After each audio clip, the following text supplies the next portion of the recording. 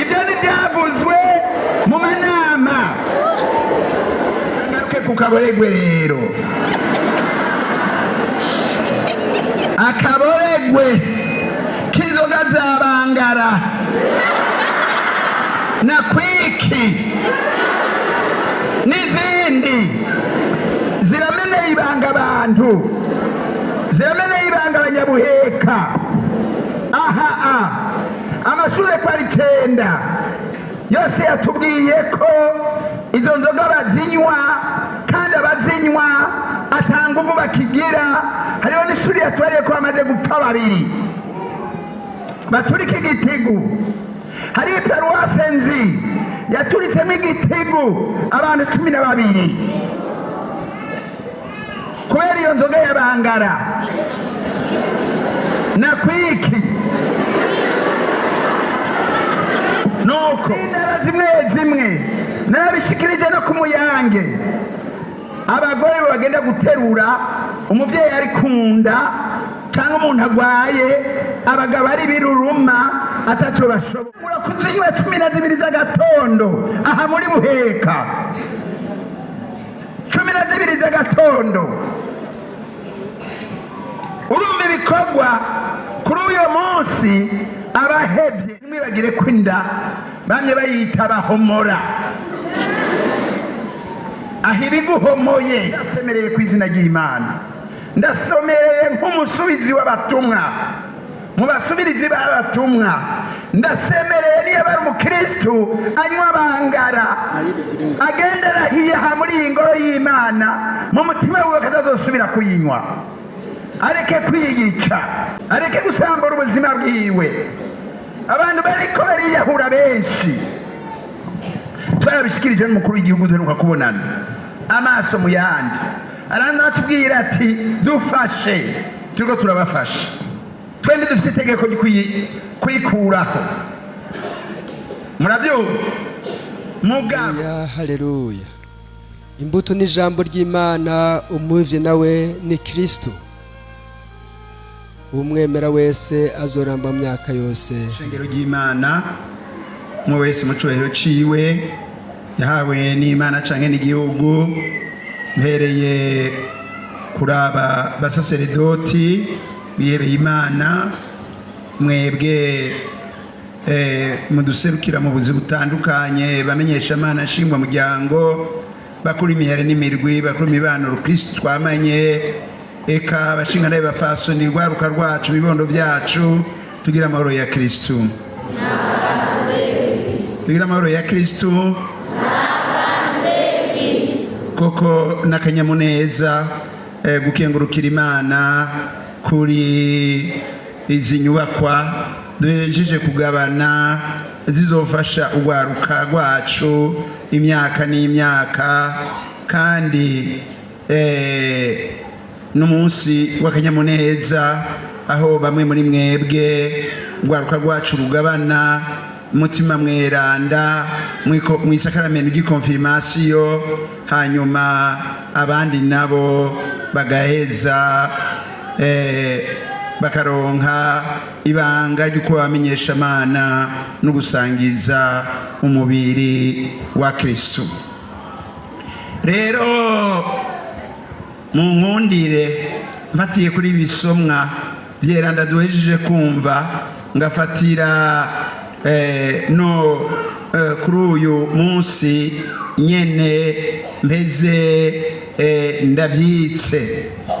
Ubwa mbere muri izi ntumbero, ubwa mbere mutima mweranda yagenewe bose, akongera kaba ingabirano ya mbere Kristo yatanze kugira ngo ashishikare igikorwa Kristo yatanguye cyo kumenyesha Imana mu bantu. Ubwa kabiri muti none ingabirano abakomeza muri mutima bamweranda baheza bakarangura n'izihe zikabaranga. Ubwa gatatu ndaheza tugaruke ku bikorwa biva kuri mutima mweranda n'ibikorwa bya kamere y'umubiri biheza bikatumaramaza kandi bigaheza bikadushikana kure, mbere ntituzoronke n'ubwami bw'Imana. Nuko rero umuzo w'umutima mweranda ku batumwa ni ikimenyetso c'ivuka rya ekleziya yagenewe bose akandi ishingiye ku batumwa. Mbere yuko Yesu Kristo yurira mu ijuru yabwiye abatumwa biwe ati sinzobasiga muri imfuvyi, nzobarungikira mutima mweranda muronke inkomezi muje kumvugira gushika aho isi igera. Abazokwemera muheze mubabatirize ku izina rya Data na Mwana na mutima mweranda bazokwemera.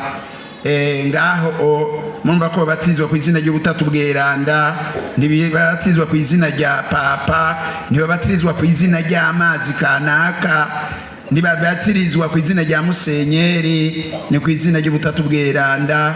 Ni ukuvuga yuko ibatisimi ariyo yose iyinyukura ubuhoma, ibiyinyukura ubuhoma si amazi menshi canke amazi makeyi, oya na buhoro buhoro ni mutima mwera n'ubutatu bweranda, Data na Mwana na mutima mweranda nibo banyukura ubuhoma, nibo bakura ubuhoma bw'igicumuro, bw'inabi mu muntu, bw'ikibi mu muntu. Uwo rero umutima mweranda rero yurukiye ku batumwa ku munsi wa Pentekoti, batangura kuvuga ibitangaza by'Imana mu ndimi zitandukanye. Kubera i Yerusalemu hari abantu batandukanye, umwe wese yarumva hayagwa ibyiza by'Imana mu rurimi rwiwe. Umwe wese yarumva hayagwa ibyiza by'Imana muri rwiwe. Ibyiza by'Imana rero bigenewe bose. Ekleziya Gatolika yagenewe bose, nta wimiriwe kumva ibyiza by'Imana kubera ururimi. Nico gituma ekleziya ihindura Bibiliya mu ndimi zitandukanye ku isi ngo abantu bumve ibyiza by'Imana mu rurimi rwabo. Ekleziya kandi yavutse kuri uyo muzo wa mutima mweranda ku batumwa. Abatumwa kare bari bafise ubwoba, bariyugarana ku kubera gutinya Abayahudi. Abatumwa rero umutima mweranda abururukiye ko baciye batangura kuvugira uwazutse bashize badafise ubwoba, gushikaho bemera gupfa ha guhora ijambo rya Kristo, bagira bati wa wundi mwafata mukaremeye ku musaraba mugacira urwangondagonde, nuko mukamwambika urugori rw'amahwa mukamubamba ku musaraba igorogota agapfa, mugaheza mugahamba, urya ntiyereje mu cobo yarizuye mu bapfuye. Yemerera abazomwemera bose yuko bazoheza bakaronka ubudapfa, bakaronka ubuzima bwuzuye, bakaronka ubuhirwe bwuzuye. Ubuhirwe bwuzuye ni imbere, nukuvuga ko rero uwari we yaje kutwegereza ubwo budapfa bwari bufise ababyeyi bacu ba mbere, igihe abo babyeyi bacu ba mbere bari mu murima wa Edeni bataracumura, ataco binona, bari bahimbawe bidasanzwe kuko bari hafi y'Imana, begeranye n'Imana. Uwo Yesu rero niwe yafashe kamere y'abantu kiretse igicumuro, nk'uko tubisanga mu Baheburayo 4:15 ngo atwegereze kamere y'Imana, turonke ubudapfa, duhirwe imyaka yose. Naha rero mbere no muri Yohani 6 kuva ku karongo ka 51 batubwira bati nukuri urya umubiri wanje akanywa n'amaraso yanje abyemera ntazopfa azohoraho, nzomuzura nyabuna ku munsi w'imperuka, nzomuha ubuzima bw'imyaka yose. Muti none uwo mutima mweranda ingabirano abamuronse baronka nizihe? Ibitabo byeranda biratudondagurira izo ngabirano. Ubwa mbere hari ingabirano y'ubwitonzi. Intango y'ubwitonzi ni ukubona, ni ukubaha Imana, kubona ibimenyetso z'Imana mu buzima, ibimenyetso z'Imana mu buzima bwacu. Ingabirano y'ubwenge, kwinjira mu kinyegezwa c'Imana, gutegera ibyanditse byeranda. Hanyuma ingabirano y'ubumenyi, ukugena Imana ikora mu bidukikije, mu buzima, isi amazi, umuriro, byose tugategera ko ari biremwa by'Imana. Inkomezi. Hanyuma ingabirano y'ubukomezi, mwabana mwava muyigabana, ariyo ngabirano y'ubutwari.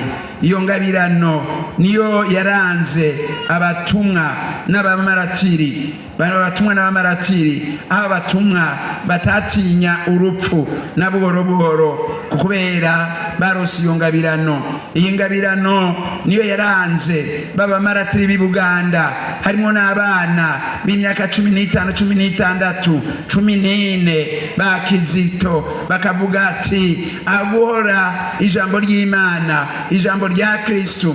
Ntidushobora hagora ijambo rya Kristo, twemera ko batwica, twemera ko mutwica, we mushikirangoma wa mbere. Bakabafata bakabaca ibikonjo, bakabahimbagura inyama, bakabashira ku bishirira biriko biraka bacanye binini bigunguzi by'umuriro, ariko bakivugira dawe wa twese. Abandi imbere bagaheza bagahozanya bavugana bati nubura vuga dawe wa twese, naho uri muri ubwo bubabare, Imana iraheza igufashe ubandanye uyishingira intahe. Iyo ngabirano niyo yaranze wa mubikira Anwarita w'Ikongo. Nuko uwo mubikira yagomba kuba umukoroneri atunze, yagomba ngo bubakane, arazana na Mercedes, inzu imodoka igezweho, ngo baheze bayimushiremwo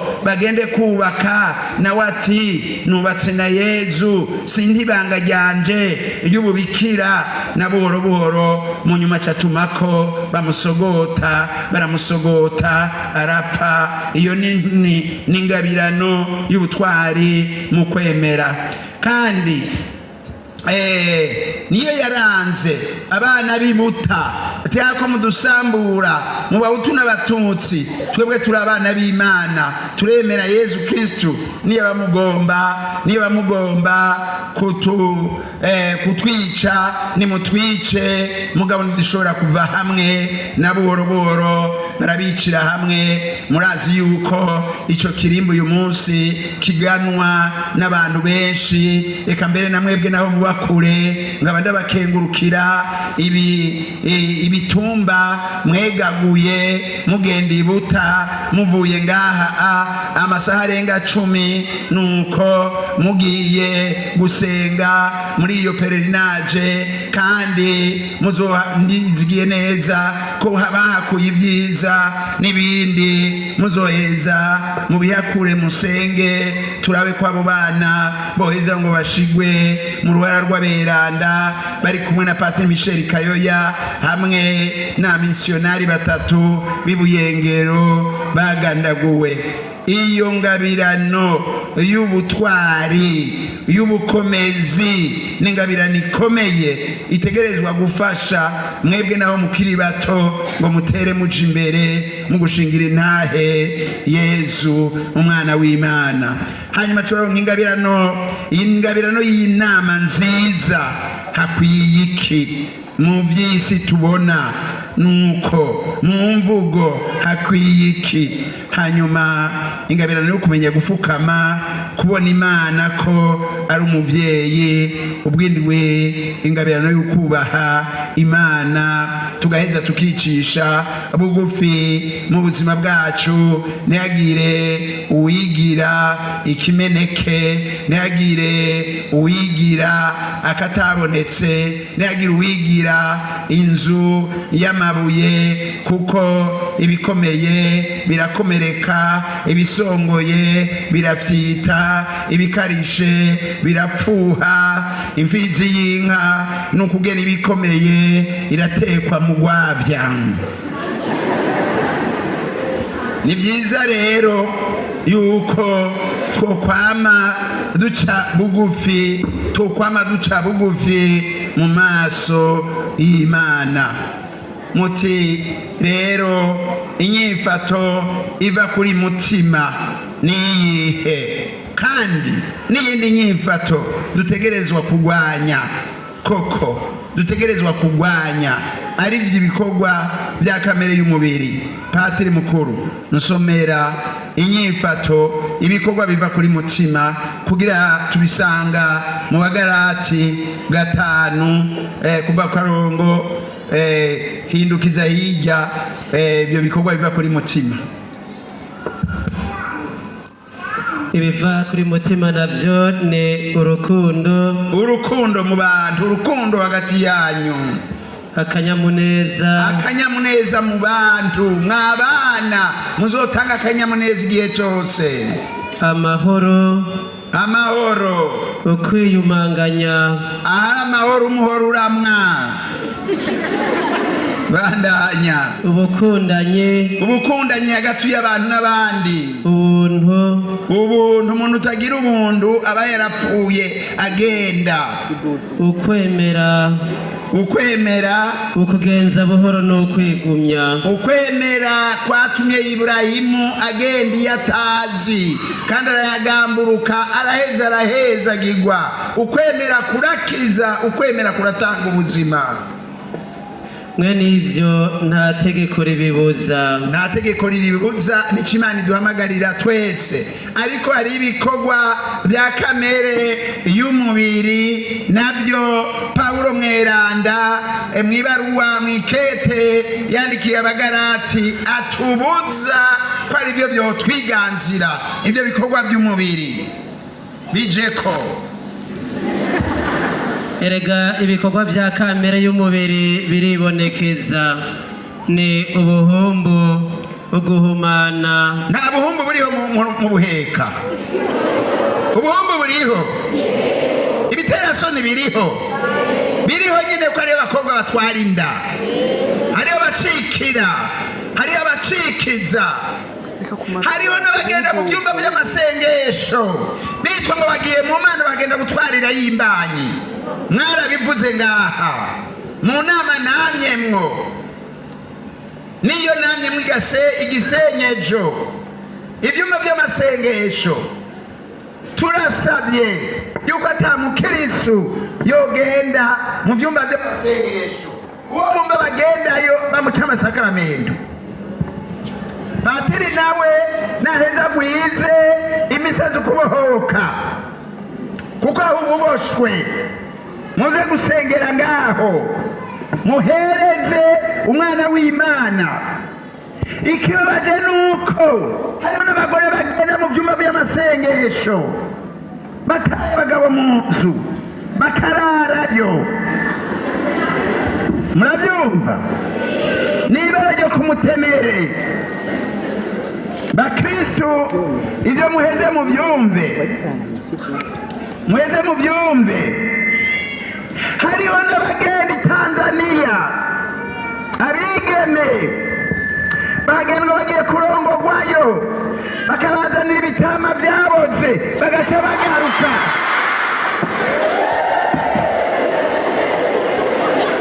Ibyo ntibyavuzwe mu manama,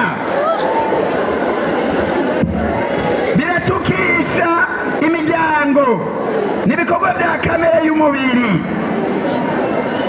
Abandi bakaza bazanye umwana umwe babiri, barakomeretse ata buzima bashobora kubandanya. N'ibikorwa bya kamere bidahuye na boroboro n'ibikorwa bya mutima. Bandanya pati. ibiterasoni, ugusenga ibigirwamana, uburozi, urwango. Nabivuze ngaha, abantu baja ku bapfumu, abantu baja kuraguza bariho, kandi bituma mu nyuma badasangira kubera baraye ku bapfumu, kubera baraye kuraguza. Musenga imana zibiri, musenga imana y'abapfumu mugasenga n'imana ya Yesu, mweza mukabifatanya. Kandi abo bapfumu ubaravye benshi n'imihimbiri igendagenda, amapantaro yabo yatabaguritse n'ibindi. Ndingenze k'umukristu atoheza ngo ageze ikirenge mu bapfumu, yizigira imana, umwana w'Imana, yizigira umwana w'Imana yo yamuhaye ubuzima. Mbega abo bapfumu bobo ko tubona nabo nyene ataco bimariye, benshi muri bo abo bagenda mu vyumba vy'amasengesho. Mbega abo bagireyo amasengesho kira noneho ga ivyo vyumba vy'amasengesho na leta ntivyemera.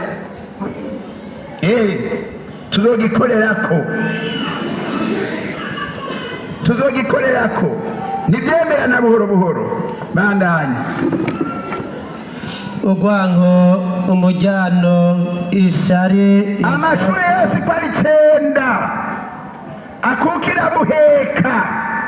Mwese mwavuze ko urwango ruhari, umwumvikano muke, kwinubana. Na itegeko Mukama yadusigiye ari itegeko ry'urukundo hagati y'abantu n'abandi. Nimukundane nkuko nabakunze. Yohani 15 kuva ku karongo k'13. Oya, nibyo nabibabwiye. Bandanya wewe.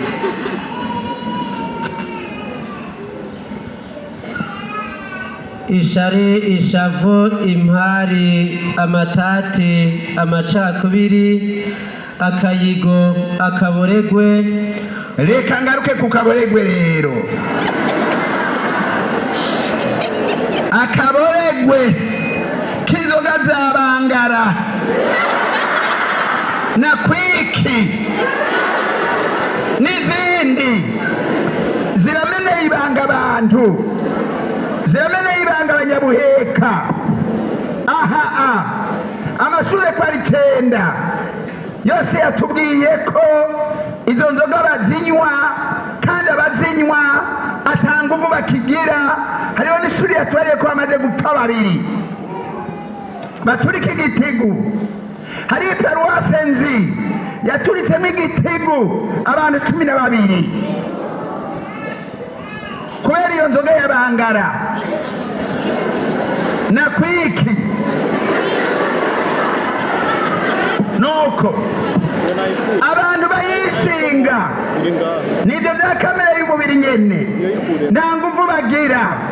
Hari intara zimwe narabishikirije no ku Muyange, abagore bagenda guterura umuvyeyi ari kunda cyangwa umuntu agwaye, abagabo ari biruruma ataco bashoboye, kandi bakiri imisore 30-40. hari abatangura kuzinywa 12 z'agatondo aha muri Buheka, 12 z'agatondo. Urumva ibikorwa kuri uyo munsi abahebye, inguvu ntagira namba, abarakaheze nk'umutama w'imyaka 90 irenga. Muramenya ko Eklezia Gatolika itemera kwiyahura, itemera uwiyahura, aba yitwaye ubuzima. None izo nzoga ni ukwiyahura abazinywa. ni ukwiyahura. none murakenyeye mwiyahure ubuzima bwanyu, mufise ingo, mufise imiryango, kubera ibintu bigenda mu nda. Yega ntimwibagire ko inda bamye bayita bahomora. aho ibiguhomoye igutwara ubuzima, iheze ikagutwara ubuzima, ikagutwarira ubuzima wawe, aho woteye imbere ukagira amagara meza. ndasemereye ku izina ry'Imana, ndasomereye nk'umusubizi w'abatumwa mu basubirizi b'abatumwa, ndasemereye niyo bari umukristu anywa bangara agendera hiyaha muri iyi ngoro y'Imana, mu mutima wiwe katazosubira kuyinywa, areke kwiyica, areke gusambura ubuzima bwiwe, areke gusambura ubuzima bwiwe. abantu bariko bariyahura benshi, twarabishikirije n'umukuru w'igihugu duheruka kubonana amaso mu yandi, aranatubwira ati dufashe, turiko turabafasha. twende dufite itegeko kwikuraho, murabyumva. mugabo mwaremanye ubwenge, mwaremanye ubuntu, koresha ubwo bwenge. icyo kintu kigutwara ubuzima atari icyo gikumarira, gisika ku ngoyi ibibondo, muheze mukireke. aho rero simbuze ayandi mabi bizana, ugushwana, imigenzo mibi n'ibindi. bandanya pati. akaboregwe, ubuhombo burenze urugero butabujamwo n'ibindi mwene ivyo. kandi ndababuriye nk'uko nari narababuriye kera ko abakora ibikorwa mwene ivyo batazotorana ubwami bw'Imana. none mureze kurondera ngaho iki? nimwaje kurondera ubwami bw'Imana, ntimurondera yuko muzoja mu ijuru, ntimurondera ubuzima bw'imyaka yose.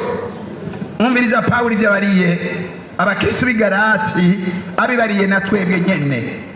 abishinga ibyo ntibazogeze ikirenge mu bwami bw'Imana. iryo ni ijambo ry'Imana, ni ijambo si ijambo rya Salvatore, si ijambo rya Papa, ni ijambo ry'Imana. none wewe ugira uhangane n'Imana, urinde kugira ngo uhangane n'Imana. ivyibuza nawe aba ari byo ukora. ibuka inkurikizi ya Adamu na Eva bagize kubera bagambarariye Imana, kubera baciye ku itegeko ry'Imana, kubera baciye ku itegeko ry'Imana. itegeko ry'Imana rivuga riti abishinga bene ibyo, abishinga bangara, abishinga kwika, abishinga ki, ibyo biborera byose ntibazogeze ikirenge mu bwami bw'Imana. iryo ni ijambo ry'Imana, iryo ni ijambo ry'Imana, si ijambo ry'iwacu. nuko koresha umutima n'ubwenge Imana yabahaye. urabyumvise? mureke gukoresha inda. raba n'ubwenge Imana yaturemye, hejuru hari umutwe ari uri mu bwenge, hagati hakaba umutima ari wo uheze ugafasha kuzirikana ibintu n'ibindi, hepfo hariho inda. none igihe rero udugije inda ukayishira mu kibanza cy'umutima, ukayiha bangara, ukayiha kwiki, ukayiha ibindi bitavugwa, ucushanyuka ucupfa. inda ntishobora gukorondora ubwenge, inda ntishobora gukorondora umutima, sibyo yagenewe. nibahomora kandi urayibwira icyo wayirarije, ntuyibwire icyo wayihaye. niko basokuru bavuze.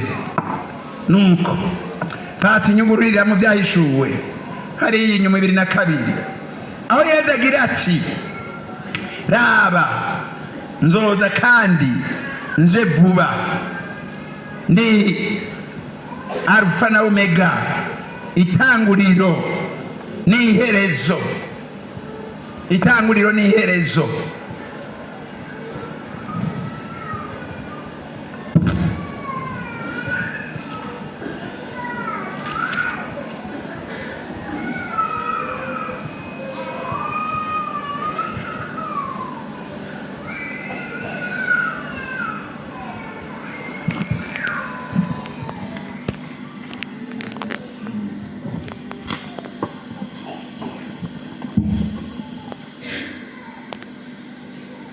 raba nzoza vuba nzanye impembo kugira ngo ngerere umwe wese ibikwiranye n'ivyo yakoze. Jewe ndi Alfa na Omega, uwa mbere n'uwa nyuma, itanguriro n'iherezo. Hahiriwe abamesa amakanzu yabo kugira ngo bashobore kwegera igiti cy'ubuzima. Ico giti cy'ubuzima ni Yerusalemu nshasha tugana, kuko iyi si ni gwacu, iyi si si gwacu, iyi si turiko turarengana bandanye. Kandi kugira ngo bace mu miryango isagara. Imbwa ni igikoko kigenda kirahunahuna ntigitumbera inzira, kigenda kiragira ngo abapfumu abasambanyi, navuze ko barimwo abasambanyi, yego mwabyumvise, abicanyi, abasenga ibigirwamana, n'abo bose bakunda ibinyoma bakabikora, basohoke bave muri ico. Ico ni iki? Ico gisagara. Ico gisagara. Ni jambo ry'Imana.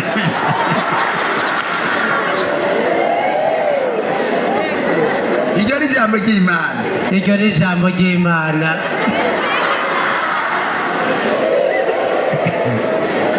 Nuko rero erega hari igihe ngaha mushobora kugira muti mbega ibyo musenyeri avuga, ibyo ijambo ry'Imana bivuga nabikoze jewe hari icyo bintwaye, sinzobaho, ndashobora kubaho ibyo nabikoze.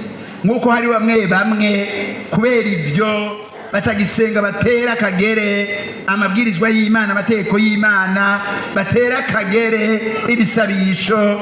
Nuko mu Kirundi bavuga bati ntegeye ngaha n'imbwa ya mbinga. Imana irafise idutegeye, twese irafise idutegeye. Iri sengero riraniha riruzuye no hanze, ariko mu myaka 100 nabivuze mu myaka 100 ntimuzoba mukiriho. Twese nubwo bwana buto tuzoba twapfuye twese. Uzoba akiri hazo ariko aragora nabanikira banura. None rero umwanya Imana batijije imwemu, Imana batijije ubuzima, ntutegerezwa kubaho uko wishakiye, utegerezwa kubaho ukwirikiza ishaka ry'Imana. Muri uwo mwanya gutijije ubuzima utegerezwa kubaho ukwirikiza ishaka ry'Imana. Ega no mu Kirundi barayamaze bavuga bati iyo umuntu yagutijije impuzu, imvutano, igitenge, igoti, agutiza kugira ngo useruke mu bandi. Urabyumvise? Useruke mu bandi ahantu hari urubanza. Nawe Imana itagucijije imhemu ngo gutiza ubuzima niho useruka mu bandi. Sibyo none? Murabyumva? Iyo rero ugiye mu rubanza, hari nabo baguha akayoga ugatanga kwikumagura utamba usubira, hari aho muhahurira na mweneyo agaca kubarira ati ewe uratamba neza ntuntaburire, uratamba neza ntuntaburire, ureke kwikumagura mu bitari rwawe. Iyi Mana rero yaduhaye Bibiliya nyeranda, kuva mu itanguriro ryayo n'iherezo ryayo.